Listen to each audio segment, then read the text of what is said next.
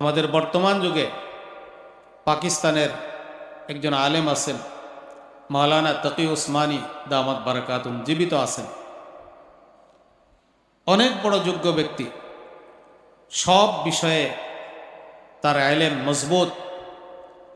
সারা বিশ্বের কয়েকজন ব্যক্তির মধ্যে উনি একজন।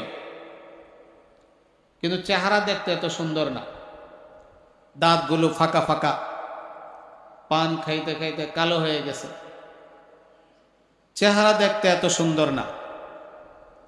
কিন্তু বাংলাদেশে যদি কোনো এলাকায় আসে আর কোনোভাবে যদি সংবাদ পাওয়া যায় যে উনি ওই এলাকায় বক্তব্য দিবেন, আলেম ওলামা মুফতি মুহাদ্দিস বড় বড় জ্ঞানীজন তারা পায়ে হেঁটে হলেও তার মজমায় হাজির হয়।